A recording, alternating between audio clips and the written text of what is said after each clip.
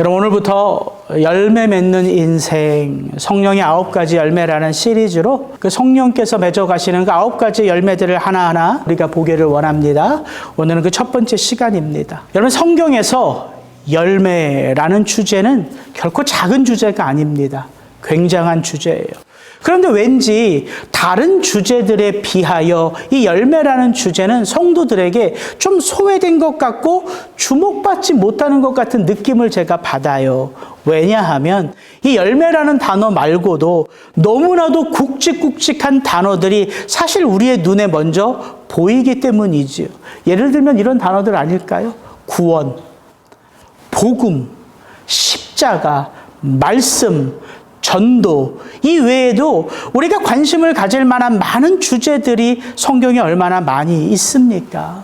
그러나 조금만 좀 깊이 들여다보면 사실 이 모든 주제들을 포함하고 있는 것이 바로 이 열매라는 주제인 것을 우리는 알 수 있습니다. 여러분, 죄인으로 살아갔던 우리들을 하나님은 왜 예수 그리스도 안에서 구원하기를 원하셨을까요? 죄인으로 살아갔던 우리들을. 저와 여러분이 열매 맺는 인생으로 빚어지기를 하나님이 바라시기 때문 아닙니까? 여러분, 씨 뿌리는 비유 잘 아시죠? 그 씨 뿌리는 비유에서 그 농부 되신 예수님은 왜 그 씨가 뭐예요? 말씀이죠. 그 씨가 바로 천국 복음을 상징하는 말씀입니다. 그 비유를 보면 그 농부 되신 예수 그리스도는 그 씨를요, 좋은 밭에다만 뿌리는 것이 아니라 길가에도 돌짝밭에도 가시밭에도 아낌없이 그 복음의 씨앗 되신 말씀의 씨를 흩뿌리는 것을 볼 수 있습니다. 여러분, 그 씨 좀 아깝지 않습니까? 저는 그 비유를 읽을 때마다 그 아까운 씨, 좋은 밭에다만 뿌리면 좋을 텐데 왜 이렇게 낭비하는 것처럼 뿌릴까? 답은 뭘까요? 여러분, 그 복음의 씨앗이 뿌려지는 그곳은요, 길가든 돌짝밭이든 가시밭이든 그 씨앗이 뿌려지기만 하면 그 농부 되신 예수 그리스도는 그 밭이 어떤 상태에 있든지 간에 무엇을 보실 수 있다고요? 30배, 60배, 100배의 열매를 보실 수 있다고요. 그게 씨 뿌리는 예수 그리스도, 그분의 소망인 것이지요. 여러분, 우리 마음의 상태가 어떤 게 중요하지요. 그러나 말씀의 권능은요, 우리 마음의 상태를 압도합니다. 그래서 우리가 구원받은 성도가 그 어떤 삶의 지경에 놓여져 있든지 간에 그 말씀이 우리를 바꿔가는 거예요. 그래서 그 비유는 씨 뿌리는 자의 비유예요. 결코 밭의 비유가 아니라는 것이지요. 뿐만 아니라 십자가를 지시는 그 마지막 순간 예수님은 비로소 그 십자가를 지시는 삶의 의미에 대하여 제자들에게 이렇게 말씀하시죠. 예수께서 대답하여 이르시되 인자가 영광을 얻을 때가 왔도다. 내가 진실로 진실로 너희에게 이르노니 한 알의 밀이 땅에 떨어져 죽지 아니하면 한 알 그대로 있고 죽으면 많은 열매를 맺느니라. 그 예수 그리스도의 십자가로 말미암아 잉태된 열매, 우린 지금 그 열매를 이렇게 앉아서 서로 마주 볼 수 있는 것입니다. 우리가 바로 그 십자가의 열매라는 것이죠. 그런 의미에서 옆에 계신 분의 얼굴을 한번 빤히 한번 쳐다보십시오. 그러면서 이렇게 한번 물어보세요. 예수 그리스도의 십자가의 열매로 요즘 잘 살고 계십니까? 한번 이렇게 물어보세요. 여러분, 이렇듯 이 열매라는 주제는 사실 핵심 중에 핵심입니다. 그래서 예수님은 그분의 첫 가르침을 모아놓은 산상수훈에서도 또 그분의 마지막 가르침인 요한복음 13장부터 시작되는 다락방 강화에서도 이 열매라는 주제를 빠지지 않고 반복해서 우리에게 소개하는 것이죠. 여러분, 산상수훈의 결론 부분이 바로 이것입니다. 거짓 선지자들을 삼가라. 양의 옷을 입고 너희에게 나아오나 속에는 노략질하는 일이라. 그들의 무엇으로? 열매로 그들을 볼 볼 것이다. 그들만 열매를 볼까요? 아니요. 우리도, 너희들도 너희의 삶 속에 그 말씀의 씨앗을 받아 어떤 열매를 맺는지 내가 주목하여 볼 것이다. 여러분, 마지막 날 하나님 앞에서 우리가 무엇을 결산받아요? 어떤 열매를 맺었는가? 하나님은 바로 그것을 보시다는 것이지요. 여러분, 다락방광의 핵심이 이거 아닙니까? 나는 포도나무여 너희는 가지라. 그가 내 안에 내가 그 안에 거하면 사람들이 열매를 많이 맺나니 나를 떠나서는 너희가 아무것도 할 수 없습니다. 나를 떠나서는 너희가 그 어떤 열매도 풍성하게 맺을 수 없습니다. 너희가 열매를 많이 맺으면 누가 영광을 받으세요? 내 아버지께서 영광을 받을 것이요. 누가 나를 알아요? 세상이 나를. 비로소 내가 그리스도 예수의 제자요 하나님의 자녀인 것을 알리라. 여러분, 열매라는 주제가 이렇게 중요하다는 것이지요. 그렇다면 여러분, 성경은 과연 이 열매에 대하여 우리에게 무엇이라고 말하는 것일까요? 여러분, 우린 자꾸 착각해요. 열매 그러면 우린 자꾸 은사의 측면에 관심이 너무 많아요. 왜냐하면 열매 그러면 마치 내가 무엇인가를 이루고 남기고 보여줘야지만 풍성한 삶을 내가 산 것 같거든요. 그래서 우리가 착각하기 쉽자고요. 저의 꿈은 뭘까요? 제가 무엇을 그렇게 소망할까요? 저 하나밖에 없어요. 돈 많이 버는 거 관심 없습니다. 많이 먹는 거, 제 이렇게 몸을 보면 관심 많을 것 같은데 그것도 별로 관심 없어요. 제 관심은 하나입니다. 어떻게 하면 설교를 잘할 수 있을까? 그게 제 관심이에요. 저에게는 그게 열매 같은 거예요. 내가 설교를 좀 잘해서 이 말씀을 듣는 사람들이 하나님을 좀 잘 만났으면, 그리스도 예수를 잘 믿었으면 좋겠다 하고 싶은 게 열매 같은 거예요, 저는. 근데 성경은 그걸 열매라고 하지 않습니다. 설교 잘하는 열매 없어요. 돈 잘 버는 열매, 사람들을 매혹시키는 열매, 그런 거 없습니다. 성경에서 열매는 두 가지예요. 오늘 우리가 읽었던 갈라디아서에서는 무슨 열매라고 말해요? 성령의 열매라고 말합니다. 성경에서 말하는 열매는 성령의 열매예요. 5장 22절 23절 오직 성령의 열매는 사랑과 희락과 화평과 오래 참음과 자비와 양성과 충성과 온유와 절제니 이 같은 것을 금지할 법이 없느니라. 금지할 법이 없대요. 성령께서 맺어가시니까 성령의 열매예요. 여러분, 성령의 9가지 열매, 이 정도는 다 외우시죠? 권사님 자신 있게 끄떡이죠. 아멘입니다. 쉽게 외울 수 있어요. 이거요, 마치 시 외우듯이, 시조 읍조리듯이 외우면 돼요. 사희와 오자양하면 충원절이라. 이렇게 외우면 안 잊어버려요. 이거 9개 외우는 거 절대 중요하지 않습니다. 이 성령의 열매를 가만히 한번 들여다보세요. 사랑, 희락, 화평, 오래 참음, 자비, 양선, 충성, 온유, 절제. 이거 다 무엇 같으세요? 이건 다 성품이에요, 성품. 성경이 우리에게 말하는 열매는 두 종류인데 그 두 종류의 열매는 뭐냐면 우리의 내면에서 성령께서 맺어가시는 성품. 그 성품이 우리의 삶 속에 성품으로만 머물까요? 아니요. 그 성품은 내가 누구인지를 드러내요. 그래서 그 성품을 통해서 내게는 많은 사람들이 덧붙여져요.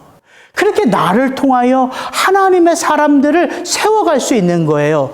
그래서 영혼 구원. 성경은 이렇게 두 가지 열매밖에 없어요. 성령 안에서 맺어가시는 내적 열매, 성령의 9가지 열매. 그 내적 열매인 나의 삶을 통하여 내가 증거하는 예수 그리스도를 또 누군가 믿게 되는 영혼 구원의 열매. 이게 전부예요, 여러분. 그런데 바울은 이 갈라디아서 5장에서 우리의 삶 가운데 성령의 열매만 있다? 아니요. 어떤 열매도 있다? 육체가 맺어가는 열매도 있다. 그 뒷부분은 제가 한번 읽어드릴게요. 잘 들어보십시오. 내가 이르노니 너희는 성령을 따라 행하라. 그리하면 육체의 욕심을 이루지 아니하리라. 육체의 소욕은 성령을 거스리고 성령은 육체를 거스르나니 이 둘이 서로 대적하므로 너희가 원하는 것을 하지 못하게 하려 함이니라. 육체의 일, 육체의 열매는 분명하니 곧 음행과 더러운 것과 호색과 우상숭배와 주술과 원수 맺는 것과 분쟁과 시기와 분냄과 당짓는 것과 분열함과 이단과 투기와 술 취함과 방탕함과 또 그와 같은 것들이라. 여기서 바울이 말하는 육체의 일, 육체의 열매의 이 육체는 뭘 말할까요? 바울이 사용하는 이 육체라는 단어는요, 우리의 몸을 말하지 않습니다. 이 바디, 이 몸을 말하지 않아요. 그러면 육체는 뭘 말하는가? 우리의 죄된 본성을 말해요.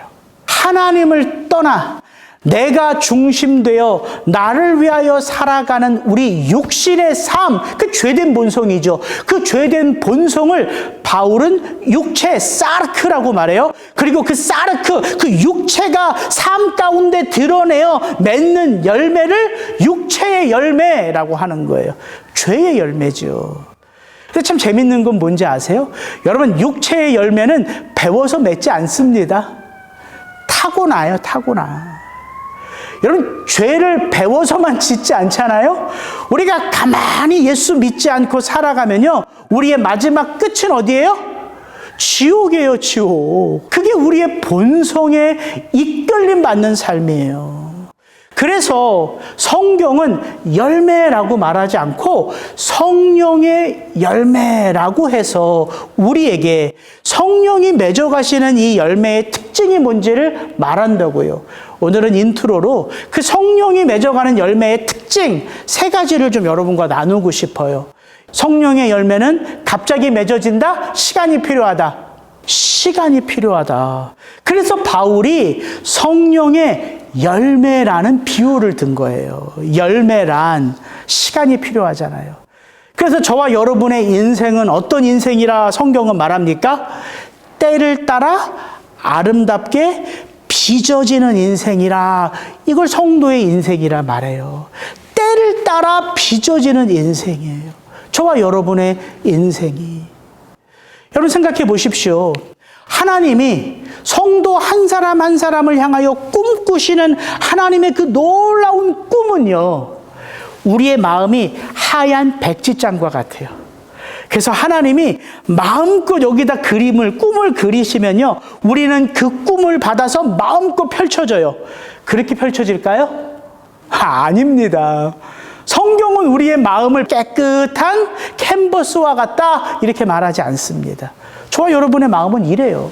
예레미야 17장 9절 10절. 만물보다 거짓되고 심히 부패한 것은 마음이라. 누가 능히 이를 알리오마는 나 여호와는 심장을 살피며 폐부를 시험하고 각각 그의 행위와 그의 행실대로 보응하나니. 여러분, 이게 우리의 마음밭이에요.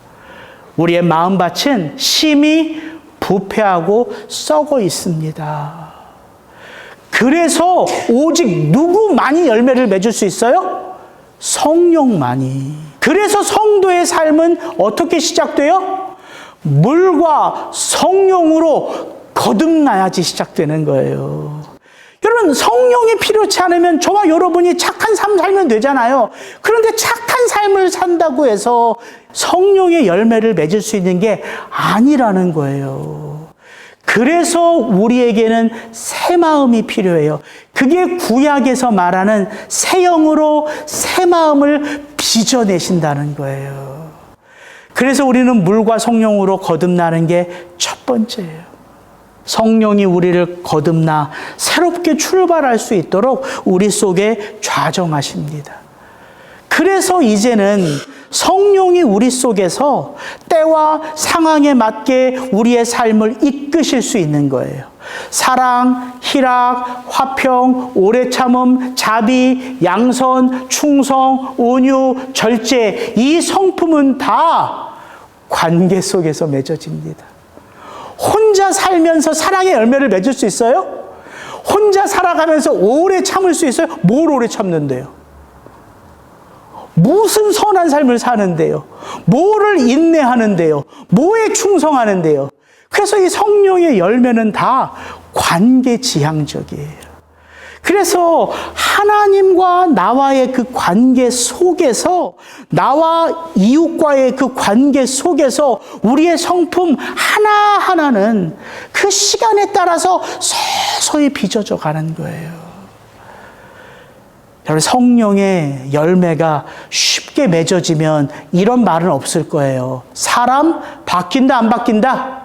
안 바뀐다. 안 바뀐다. 사람 바뀌어요, 안 바뀌어요? 안 바뀌어요. 그 사람은 절대 안 바뀌어요. 예, 사람은 안 바뀝니다. 오직 누구만 바꿀 수 있어요? 성령 하나님만 바꾸실 수 있는 거예요. 그래서 그게 긴 우리의 인생 가운데 조금씩 나의 삶을 빚어가는 거예요. 그래서 성령의 열매는 갑자기 맺어지지 않습니다. 마치 농부가 그 씨를 땅에 심으면 길고 긴 시간 가꾸지요. 그 심겨진 그 씨앗을 가꾸잖아요. 저희가 시애틀로 이사 오고 나서 저희 장인 장모님이 저희 뒷마당에 2개의 나무를 심어 놓으셨어요. 자두나무 하나와 사과나무 하나. 누가 가꿀까요? 아무도 가꾸는 사람이 없습니다. 걔네들은 알아서 자라요. 근데 참 놀라운 건 알아서 자라긴 자라요. 이게 자두 열매도 맺고요, 사과 열매도 맺어요. 근데 제가 그 사과 열매를 보면서, 그 자두 열매를 보면서 우리가 착각에 빠지면 안 된다는 거 하나를 배웠습니다. 사람들은 말합니다. 우리가 그리스도 예수 안에 붙어 있기만 하면 아무것도 안 해도 열매를 맺을 수 있다, 없다? 맺을 수 있다, 없다? 맺을 수는 있어요. 근데 마치 아무것도 안 해도 된다는 걸 저절로 열매가 아름답고 풍성하게 맺어지는 것으로 착각한단 말입니다. 어떤 분은 이렇게도 말해요. 목사님, 왜 이렇게 자꾸 성령 강조하냐고, 왜 이렇게 자꾸 행위를 강조하냐고. 아니, 하나님은 우리 있는 그대로를 사랑하지 않습니까? 그게 틀린 답은 아니에요. 하나님은 죄인된 우리의 모습 그대로를 사랑하셨기 때문에 죄인이었던 우리를 향하여 당신의 십자가를 지실 수 있었지요. 근데 성경 어디에 그 모습 그대로 내게로 오라 있으면 가져오세요. 그 모습 그대로 내가 너를 구원했으니까 그 모습 그대로 내게 와라. 이거 있으면 갖고 와보라고요. 그분이 큰 착각을 하는 거죠. 여러분, 갖고 와야 돼요. 저희 뒷마당에 올해도 사과나무가 열매를 맺는데요, 아무도 가꾸질 않으니까 제가 작년까지만 해도 그 열매는요, 그냥 저만 가끔 봐요. 쓰레기통 나루로 들어갔다 보고, 저희 아내는 아예 관심도 없고, 저가 보면 열매가 맺어져요. 사과 열매가. 그걸 새들이 쪼고 토끼가 와가지고 먹고, 저는 안 먹으니까. 근데 올해요, 제가요, 그 열매 하나가 이렇게 땅바닥에 딱 떨어졌는데 제가 이렇게 주워 보니까 먹을 만한 거예요. 이거를 사과를 딱 나눴더니 그 안에, 야, 꿀이 있어요, 꿀. 여러분, 꿀 뭔지 알죠? 사과를 반으로 딱 자르면 거기 이렇게 꿀이 이렇게 있잖아요. 야, 그 사과에 꿀이 있더라고요. 먹어봤어요. 너무 맛있는 거예요, 너무 맛있는 거예요. 근데 이게 가꾸질 않으니까 이 사과가 제각각이에요. 찌그러졌고, 뭐, 부족하고, 이게 온전하게 맺어지질 않은 거예요. 그래서 제가 간식으로 성도님들한테 갖고 와서 드리기는 못해.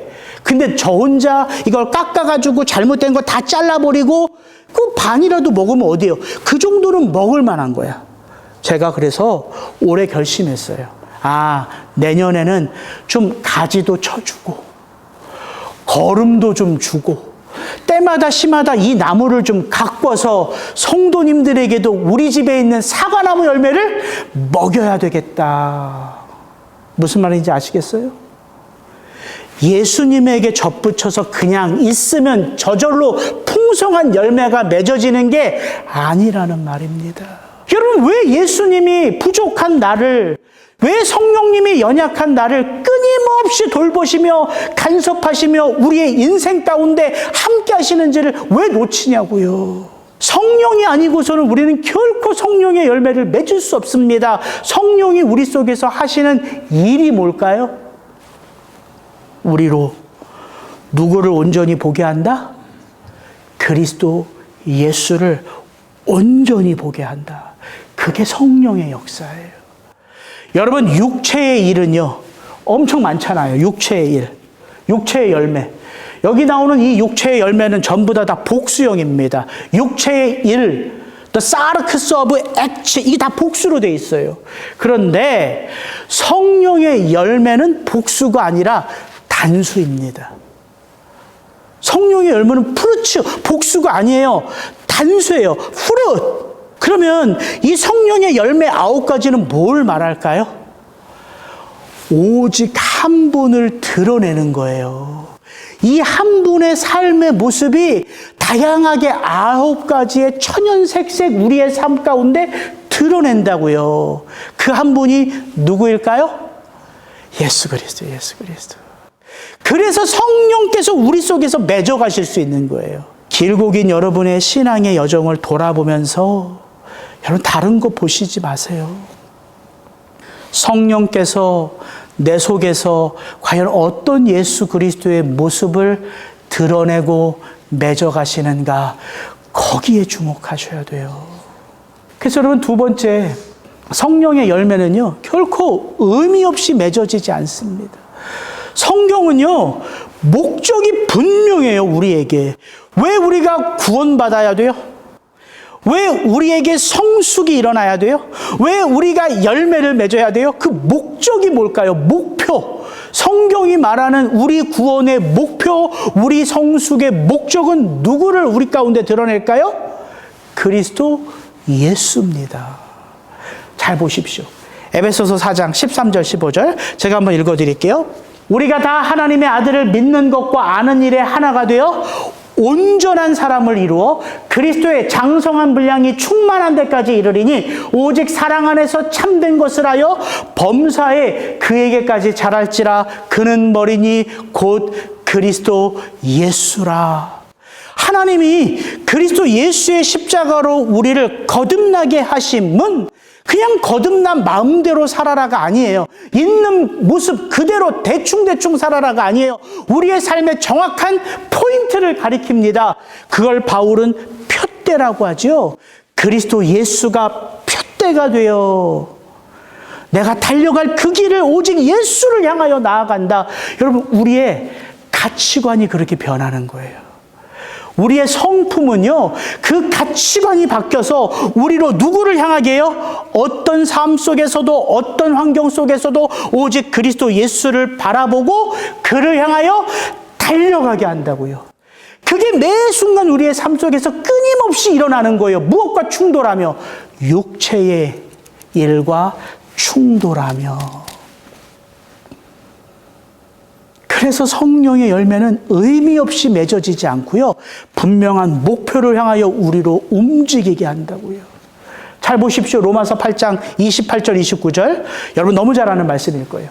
우리가 알거니와 하나님을 사랑하는 자 곧 그의 뜻대로 부르심을 입은 자들에게는 모든 것이 합력하여 선을 이루느니라. 하나님이 미리 하신 자들을 또한 그 아들의 형상을 본받게 하기 위하여 미리 정하셨으니 이는 그로 많은 형제 중에서 맏아들이 되게 하려 하심이라. 비로소 저와 여러분의 인생 가운데에 경험되어지는 그 모든 일들, 그 모든 사건들, 그 모든 사고들, 그 모든 관계들은 비로소 우리 가운데 워킹하기 시작해요. 무엇을 바라보며? 하나님이 빚어가시는 오직 한 사람, 그리스도 예수의 장성한 믿음의 분량을 향하여 합력하여 선을 이루어 가신다고요. 그래서 성도의 삶 가운데 고난은 필수요. 그 고난이 필수라고요. 우리가 그 고난 앞에서 하나님을 바라보게 되고요. 그 고난 속에서 하나님을 찾게 되고요. 그 아픔 속에서 하나님의 이름을 부르게 되어 있거든요. 여러분, 저와 여러분의 삶 속에 일어나는 그 모든 일들, 그 모든 깨어진 관계들, 끊임없이 성령께서 우리로 하나님을 아버지라 부르게 하신다고요. 그래서 성경은 말하는 거예요. 성령이 아니고서는 예수를 주시라 할 수 없고, 성령이 아니고서는 우리가 그 어떤 상황 속에서도 말할 수 없는 탄식으로 하나님을 아버지라 부르며 기도할 수 없고, 성령이 아니고서는 어찌 우리가 하나님의 자녀라 증언할 수 있으랴. 성령께서 그렇게 저와 여러분의 인생 가운데에 그 고난, 그 아픔, 그 어려운 삶의 자리에서도, 실타래처럼 얽힌 그 삶의 한복판에서도 우리를 진리 되신 예수 그리스도에게로 인도하신다는 사실을 믿으실 수 있기를 주의 이름으로 축복합니다. 세 번째, 성령의 열매는 결코 저절로 맺어지지 않아요. 수고가 필요하다고요. 아름다운 섬김이 필요하다고요. 희생이 필요하다고요. 여러분, 지난주에 살펴봤던 바나바, 제가 한번 읽어드릴게요. 잘 들어보십시오. 바나바는 착한 사람이요 성령과 믿음이 충만한 사람이라. 이에 큰 무리가 죽게 더하여지더라. 바나바가 사울을 찾으러 다소에 가서 만남에 안디옥에 데리고 와서 둘이 교회에 1년간 모여 있어 큰 무리를 가르쳤고, 제자들이 안디옥에서 비로소 그리스도인이라 일컬음을 받게 되었더라. 여러분, 그 착한 성령의 사람 바나바가요, 안디옥에 올라가서 보니까 거기에 이제 예수 그리스도를 믿고 복음 안에서 교회가 된 사람들이 모여 있어요. 그들을 딱 보니까 믿음이 연약해. 바나바가 누굴 떠올렸다고요? 그 고향인 다소에 내려가 있는 사울, 그가 성경을 가르치는 데 있어서는 도사거든요. 그래서 바나바가 그 다소에 가서 사울을 데리고 안디옥에 올라와 그들이 가르치기 시작했어요. 그 이방인들에게 복음을, 그 구약의 모든 말씀이 어떻게 예수 그리스도를 지향하고 연결하는지, 그들의 그 가르침 속에서 사람들이 그 복음을 듣고 예수 그리스도를 믿는데 그 믿음은 실제가 된 거예요. 실제. 고난 속에, 아픔 속에 내가 예수를 위하여 어떻게 살아야 되는지가 이제 그들의 삶 속에 실제가 되었어요. 그들이 세상에 흩어져서 살 거 아닙니까? 그렇게 안디옥에서 이방인들이요, 교회로 모여 그 말씀의 가르침을 받고 그 복음 안에서 예수 그리스도를 증거하는 삶의 자리로 흩어지니까 그들이 별명 하나를 얻었다는 거예요. 어디에서? 세상 가운데에서. 바나바와 바울을 통하여 가르침을 받았던 그 사람들이, 성도들이 흩어져서 얻은 별명을 누가는 뭐라고 한다? 그들을 무엇라고 부른다? 그리스도인이라 부르기 시작했다는 거예요. 그리스도인. 여러분, 성경에요, 여러분 신약 성경에 그리스도인 한번 쳐보세요. 많이 나오나 적게 나오나 3번밖에 안 나와요. 왜 그런지 아세요? 만약에 이 그리스도인이라는 이름을 교회 안에서 우리가 서로 얻었다면 계속해서 이 말을 쓰겠죠. 근데 이 그리스도인이란 이름은 어디에서 얻었다고요? 교회 안에서 얻은 이름이 아니라 어디에서? 교회 밖에서 얻은 이름이라고요. 그래서 그 이름의 가치가 무엇인지를 사람들이 잘 몰라요. 그래서 잘 말하지 않았어요. 그래서 성경에 많이 안 쓰입니다. 그런데 이 이름처럼 가치 있는 이름이 어디 있어요? 누구를 그리스도인이라 부를까요? 세상 사람들이? 아, 저 이영욱이, 저 예수에 미쳤네? 저 이영욱이를 보면 누구가 떠올라? 그리스도. 그래서 얻은 이름이라고요. 그들이 들었던 그 복음은 어느덧 그들에게는 삶이 되었어요. 어떤 삶? 그리스도를 드러내는 삶. 그게 성품입니다. 바울은 그래서 어디를 가든 말로써 복음을 전했다고 안 하잖아요. 우리 데살로니가 전서 강해를 제가 12주 했잖아요. 바울은 뭘로 전했어요? 삶으로 복음을 전했다고 말합니다. 그가 예수의 삶으로 복음을 전하니까 그 복음을 받은 자들의 삶 속에도 무엇이 꼽혀요? 그리스도 예수의 삶이 드러나는 복음의 꽃이 핀다고요. 그래서 성경은 우리에게 또 다른 열매 하나를 밝혀주는 거예요. 성경이 말하는 또 하나의 열매, 그것은 바로 영혼 구원의 열매입니다. 골로새서에 보면 이런 말씀이 나와요. 이 복음이 이미 너희에게 이름에 너희가 듣고 참으로 하나님의 은혜를 깨달은 날부터 너희 중에서와 같이 또한 온 천하에서도 열매를 맺어 자라는도다. 누가 열매예요? 우리가 열매예요. 복음 안에서 십자가의 은혜로 거듭난 내가 하나님의 열매라고요. 그런데 그 열매는 나로서 멈춰져 있지 않고요. 복음의 삶을 살아내는 나로 말미암아 또 다른 열매를 맺어가게 되어 있는 거예요. 그래서 예수님은 말씀하시잖아요. 저 천국에서는 회개할 것 없는 의인 99보다 누가 죄인 하나가 돌아오면 잔치를 벌인다고 말씀하시잖아요. 여러분, 이게 열매입니다. 그래서 예수님은 말씀하시는 거예요. 그 베드로를, 그 안드레를, 그 요한을 부르시면서 사랑하는 아들아 나를 따르라. 내가 너희를 사람을 낚는 어부로 부른다. 저와 여러분의 삶 속에 나를 통하여 누군가의 인생이 그 예수 그리스도께로 돌아와야 하지 않겠습니까? 제가 가장 잘한 게요, 딱 하나가 있어요. 근데 너무너무 그걸 생각할 때마다 부끄러워요. 그건 뭐냐면 저희 할머니를 78세에 제가 예수 그리스도를 믿게 한 거예요. 그렇게 저를 키워주신 제가 가장 사랑하는 그 할머니가 78세에 저의 그 소경 바디메오 이야기를 듣고 예수 그리스도를 영접하셨어요. 왜? 할머니의 한쪽 눈이 백내장으로 안 보이시고 할머니의 다른 쪽 눈도 백내장으로 안 보이기 시작할 때에 그렇게 예수를 전해도 그 예수, 좋은 예수, 너나 믿어라 너나 믿어라 하던 할머님이 그 소경 바디메오 이야기를 듣다가 갑자기 이렇게 물어보는 거예요. 형우가, 근데 정말 예수 믿으면, 정말 교회를 다니면 내 눈도 떠지니? 기회는 이때다. 할머니, 당연하지. 죽은 자도 살리는 예수님인데 할머니 그 눈 하나 못 고칠까? 그때부터 96세 돌아가실 때까지 하나님과의 그 아름다운 관계는 멈추지 않았습니다.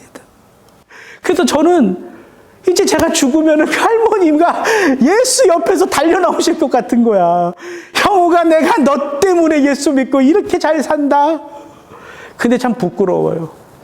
목사로서 그 영혼 구원을 떠올릴 때 왜 나에게는 할머니 한 분밖에 안 떠오를까? 수많은 죽어가는 영혼들이 있을 텐데. 그래서 제가 여러분 수요일 날 여러분 교회 오시면 제가 요즘 기도하는 거 이것밖에 없습니다. 여러분 주변에 신앙의 길을 걷다가 멈춘 분들이 있다면, 아직도 예수 그리스도를 만나지 못한 분들이 있다면 우리 기도해서 그분들을 예수께로 인도합시다. 우리 그거 합시다. 그게 우리 교회 존재 목적의 이유고, 그게 내 속에 성령께서 맺어가시는 성령의 열매를 맺어가시는 목적이고 이유이기 때문에 여러분, 이제 이 성령의 9가지 열매 시리즈를 쭉 들으시면서 여러분, 그 성령의 9가지 열매는 도대체 뭘까? 거기에만 집중하지 마십시오. 그 열매는 오직 한 분 예수 그리스도를 드러내고, 그 예수 그리스도는 저와 여러분에게 분명히 말씀하시거든요. 아들아, 그 자리에 앉아있지 말고 나와 같이 한번 나가보자. 이제 신앙의 길을 멈춰있는, 이제 괴로워하고 있는 그 영혼에게로 우리 발걸음을 옮기자. 이게 예수 그리스도의 마음이거든요. 여러분, 교회 다닌다고 해서 저절로 성령의 열매가 맺어지는 게 아닙니다. 직분자라고 저절로 그 열매가 맺어지는 게 아니에요. 저와 여러분의 삶 가운데 하나님께서 주신 그 마음을 가지고 잃어버린 그 영혼을 향하여 우리의 전심을 다 쏟을 때에 하나님은 우리의 인생, 우리의 삶을 기뻐하신다는 사실이에요. 그렇게 성령의 열매는 기쁨과 감사 가운데에 맺어져 가는 거예요. 그래서 여러분 저에게 기도 제목 주실 때 거기에 영혼 구원해야 될 영혼들도 좀 쓰시라고요. 우리 아들, 우리 딸, 우리 손주, 손녀 부끄러워서 쓰지 않고 그냥 이렇게 대충 얼버무리지 마시고 무엇보다 여러분의 가족들 중에 구원받아야 할 우선 아닙니까? 우선. 여러분 이웃들, 그 신앙생활 멈춘 그 권사님, 그 장로님, 그 집사님, 왜 여러분만 좋은 교회에서 여러분만 사랑의 은혜를 받으세요? 그분들은 한없이 외로워하는데 같이 가자고요. 꼭 우리 교회로 안 데려와도 괜찮다니까요. 저 그분들 밥 한 끼 사줄 돈 있습니다. 와이프가 열심히 일해요. 밥 사드리라고. 이번 주에 제가요 3분한테 전화를 드렸는데 전부 다 괜찮다는 거야. 목사님 괜찮다고 안 사주셔도 된대. 야, 그게요 은근히 기분이 나쁘더라고요. 아니 내가 사달라는 것도 아니고 내 돈을 가지고 밥 사드리면서 교제하자고 하는데 그거를 딱 스톱하는데요. 그게 너무 섭섭한 거야. 너무 섭섭한 거야. 하나님 이게 뭐예요 이게 하나님. 내 돈 들여서 내 마음 써서 내 전화 드려서 근데 이렇게까지 거부할 수 있냐고. 돌아보니까 형우가 사람도 다 때가 있다. 그분들 미워하지 말고 이해해라. 오죽하면 그러겠냐. 그 마음 주셔서 제가 회개했다는 거 아닙니까? 함께 하자고요. 밥 한 끼를 먹어도 예수 그리스도 안에서 그 사랑을 나누자고요. 그때 성령의 열매는 하나하나 우리의 삶에 풍성하게 맺어질 줄을 주의 이름으로 축복합니다. 같이 기도하시겠습니다.